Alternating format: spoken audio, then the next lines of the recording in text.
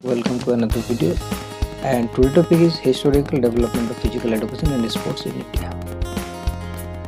Historical যে development physical education আর স্পোর্টসের ভারতবর্ষে সেই সম্পর্কে আমরা একটু আলোচনা করব আজকে।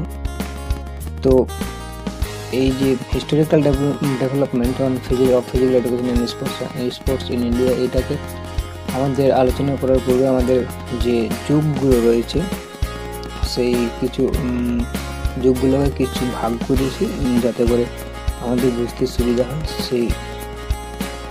সেটি হলো এই শারীরশিক্ষার ইতিহাসের যে প্রথম হচ্ছে প্রাগৈতিহাসিক যুগ, যেখানে প্যালিওলিথিক যুগ, নিওলিথিক যুগ, ব্রাহ্মযুগ আর লৌহ যুগ। তারপর সিন্ধু সভ্যতা, আর্য যুগ, মহাকাব্য যুগ।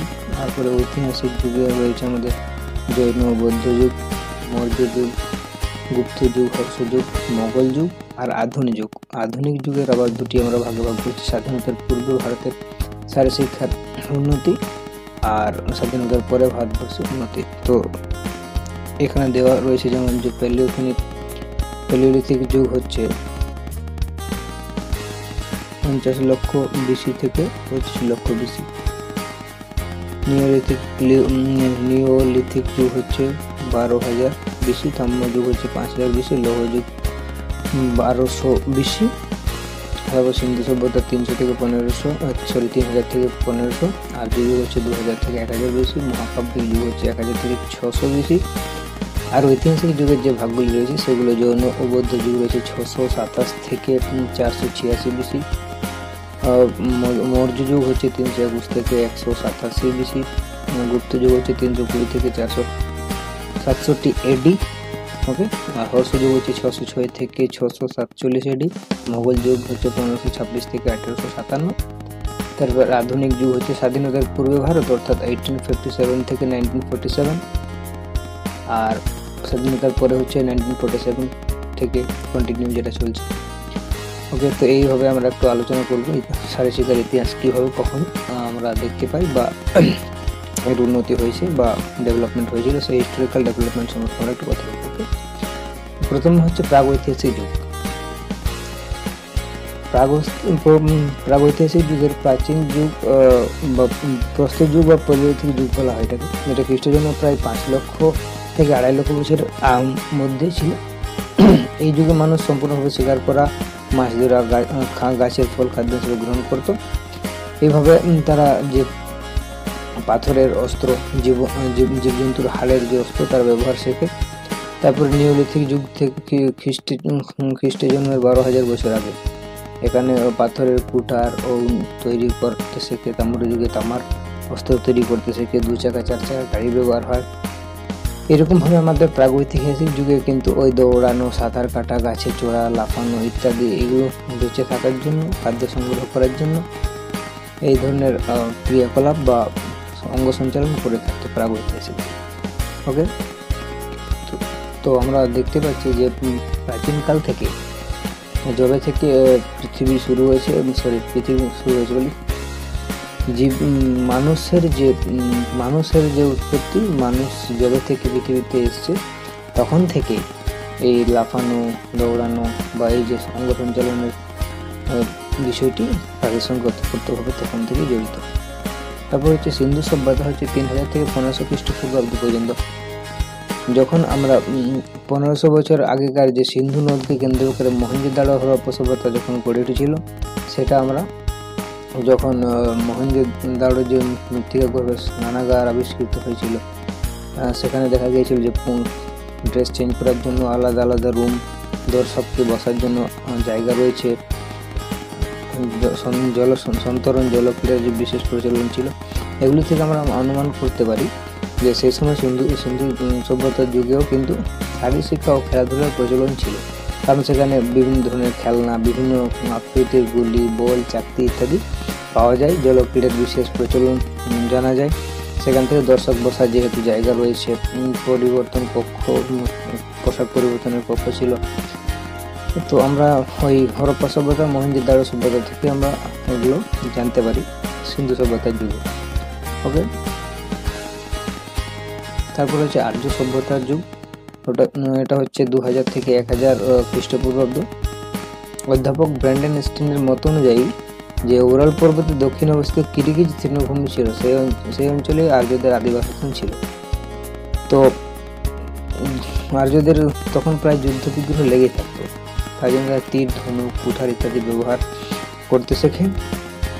এছাড়া আমরা দেখতে পাই যে লাঠি খেলা, অস্থি চালনা, মল্ল ক্রীড়া, মুষ্টিযুদ্ধ, অশ্বারোহণ, অস্থি চালনা ইত্যাদি অনুশীলনের ব্যবস্থা ছিল তখন। বিশেষ করে সূর্য নমস্কার, প্রাণায়ামের এই যুগে প্রথম দেখা যায়। তো আর্য সভ্যতায়ও শারীরিক শিক্ষার একটা উন্নতি আমরা দেখতে পাচ্ছি, বা তখনও ছিল এই। তারপর হচ্ছে মহাকাব্যিক যুগ। মহাকাব্যিক যুগ বলতে আমরা জানি রামায়ণ ও মহাভারত। তো রামায়ণ মহাভারত যখন আমরা পড়ি, তখন যে রামায়ণ মহাভারতের যে শৌর্য বীর্যের যে উজ্জ্বল বর্ণনা, সেখানে আমরা দেখতে পাই যে সেখানে রথ চালনা, অস্ত্র চালনা, ধনুর্বিদ্যা, মল্লবিদ্যা, গদা সঞ্চালন ইত্যাদি যে বিভিন্ন রণকৌশলের শিক্ষাদানের ব্যবস্থা ছিল, এগুলো কিন্তু আমরা রামায়ণ মহাভারত থেকে জানতে পারি। তারপরে এমনকি সেখানে যে কে বেশি, সেই বিষয়ে কোনো একটা বিষয়ে যে কে বেশি তার পারফরমেন্স দিতে পারছে বা সর্বশ্রেষ্ঠ কে হচ্ছে, সেই আয়োজন করা হতো। শক্তিমানের শক্তি পরীক্ষার জন্য একটা আয়োজন সভা করা হতো, যেখানে দেখতো যে সর্বশ্রেষ্ঠ বীর কে হচ্ছে, তারপর তাকে সম্মান প্রদর্শন করা হতো। এই বিষয়গুলো আমরা কিন্তু রামায়ণ মহাভারতের মধ্যে দেখে থাকি। ওকে, তারপর যে জৈন ও বৌদ্ধ যুগ 627 থেকে 486 খ্রিস্টপূর্বাব্দে। এই যুগে জৈন আর বৌদ্ধ যুগে খুব একটা শারীরিক শিক্ষা বা স্পোর্টসের খুব একটা প্রচলন আমরা সেরকম ভাবে দেখতে পাইনি, কারণ জৈন আর গৌতম বুদ্ধ দুজনে অহিংসা নীতির পথ প্রদর্শক ছিল।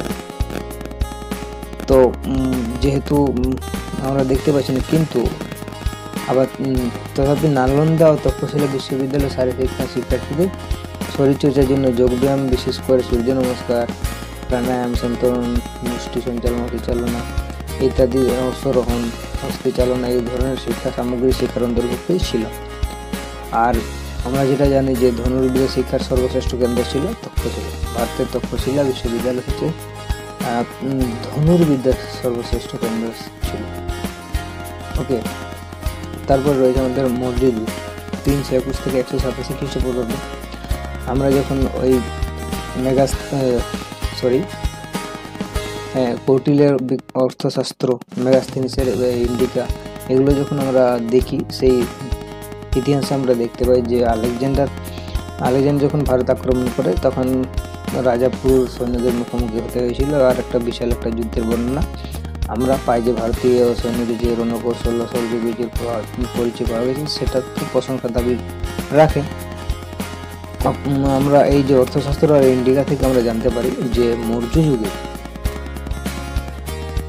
ধনুর্বিদ্যা, সন্তরণ, মল্লবিদ্যা, ব্যায়ামের, শারীরিক কসরত, নৌচালনা, অশ্বারোহণ, হস্তচালনা ইত্যাদি যে বহুল প্রচলন ছিল, সেগুলো আমরা ওই ইন্ডিকা, মেগাস্থিনিসের লেখা ইন্ডিকা আর কৌটিল্যের বিখ্যাত গ্রন্থ অর্থশাস্ত্র থেকে আমরা জানতে পারি।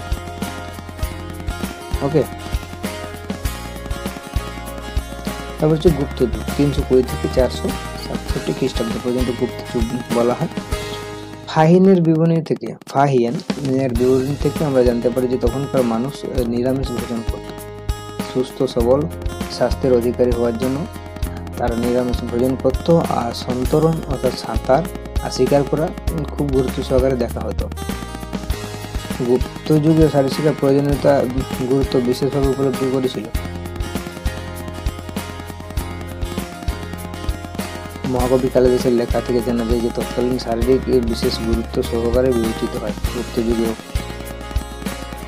তারপর হচ্ছে হর্ষ যুগে জনগণের যে অনাড়ম্বরপূর্ণ স্বাচ্ছন্দ্যপূর্ণ জীবনযাত্রা ছিল, সেটা হিয়ানসাংয়ের বিবরণ থেকে হর্ষবর্ধন রাজত্বকালে আমরা বিবরণ পাই যে এই সময় কোনো শহরে কয়েক শত মাঠে শিক্ষার্থীদের নানা বিষয়ে জ্ঞান, শারীরিক শিক্ষার পাঠদান করা হতো। ব্যায়াম চর্চা, শরীরচর্চা ইত্যাদি শরীরকে বলবান ও সুস্থ করে তোলার জন্য, যাতে কর্মময় জীবন তারা সাফল্য লাভ করতে পারে, এই অনুযায়ী তাদের যোগশাস্ত্র অনুশীলনের বিশেষ ব্যবস্থা দেওয়া হয়েছিল বা করা হতো হর্ষ যুগেও। আর শারীরিক শিক্ষা আর খেলাধুলা বজায় ছিল, উন্নতি হয়েছিল। তারপরে মারাঠা ও শিখ পুত্রদের শারীরিক শিক্ষা। হর্ষবর্ধনের পতন যখন হয় তারপরে ভারতে পাঠান আর মুঘল শক্তির অনুপ্রবেশ ঘটে। তো এই সময় যে হর্ষবর্ধনের রাজত্বকালের শেষে তখন ভারতীয়রা খুব একটু আরামপ্রিয় জীবনযাপন হয়, যার ফলে যে মোগল আর পাঠানদের যে আক্রমণ সেটা প্রতিহত করার মধ্যে ভারতবাসীর আর তখন ক্ষমতা সেরকম সামর্থ্য ছিল না। কিন্তু রাজপুত, মারাঠা, শিখ জাতি এরা কিন্তু একটা আঞ্চলিক শক্তি হিসেবে দেখা দিয়েছিল সেই সময়, যারা বিদেশি শক্তির মোকাবিলা করেছিল। তাদের যে ইতিহাস সেটা আমরা দেখে থাকি।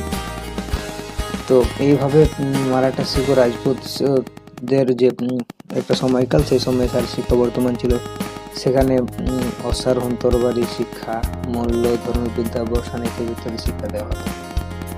ভারতের ইতিহাসে এই রাজপুত বীর ও দেশপ্রেমিক রণনিপুণ জাতি হিসেবে চিহ্নিত, সে বিষয়ে কোনো সন্দেহ নেই। তারপরে মারাঠা, আমাদের শিবাজির কথা জানি। শিবাজির রাজত্ব বহু সংখ্যক ব্যায়ামাগার স্থাপিত হয়েছিল। সেখানে মারাঠার মল্লযুদ্ধ, লেজিম, লাঠি, মালখাম, গদা করানো, ভারোত্তোলন ইত্যাদি বিভিন্ন বিষয়ে ব্যায়ামশালা থেকে শিক্ষালাভ করত। তারপরে দশম গুরু গোবিন্দ সিং এর খালসা প্রথা আমরা সম্পর্কে ইতিহাস জানি, যে কিভাবে এই খালসা প্রথা হয়েছে।